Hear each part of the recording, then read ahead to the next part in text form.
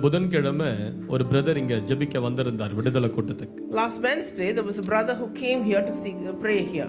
அவரால உள்ள உட்காரவே முடியல. He could not sit inside the church. கடைசியா நான் கீழே போய் உட்கார்ந்து இருந்தபோது ஐயா ஒரு 2 நிமிஷம் உங்ககிட்ட பேசலாமான்னு கிட்ட வந்தார். When I went and sat down, he came and told me, I want to talk to you for 2 minutes. அவருடைய முகத்துல சிறிதளவும் சமாதானம் கிடையாது. I could see no peace in his face.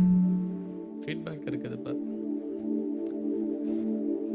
அப்ப அவர் எடுத்த உடனே என்கிட்ட சொன்ன ஒரு முதல் வார்த்தை, The first thing he told me was, எனக்கு ஆண்டவர் மேல சிறிதளவும் நம்பிக்கை கிடையாது ஐயா. He said, I have no trust on the Lord.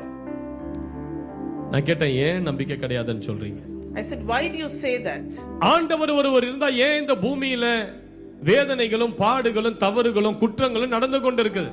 He said, if there is a God, then why are there problems and sufferings in this world? அவர் கேட்க நான் பதில் சொல்லிக்கிட்டே இருந்தேன். The more and more he was asking, I was responding to him. ஆனா அவர் அதுக்கெல்லாம் convince ஆகுற மாதிரி எனக்கு தெரியல. But he was not convinced with my answers. கடைசியா நான் அவரை பார்த்து கேட்டேன், At last I asked him, உங்க குடும்பம் எப்படி இருக்குது? I asked him, how is your family? அவர் சொன்னார், என் மனைவி என்னை விவாகரத்து செஞ்சுட்டு போயிட்டா. He said, my wife has divorced me and she's gone away. 2 பிள்ளைங்க இருந்தது, 2 பிள்ளைங்களையும் கூட்டிட்டு போயிட்டா.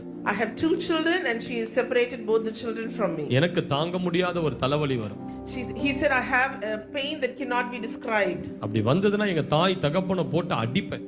When I get that headache, I beat my parents. என்ன பார்த்தாலே என் தாய் தகப்பன் அறைக்குள்ள ஓடி போய் ஒளிஞ்சுப்பாங்க. When my parents see me, they will run and hide themselves. Hallelujah. Hallelujah. இதுதான் அந்த மனுஷனுடைய சூழ்நிலை.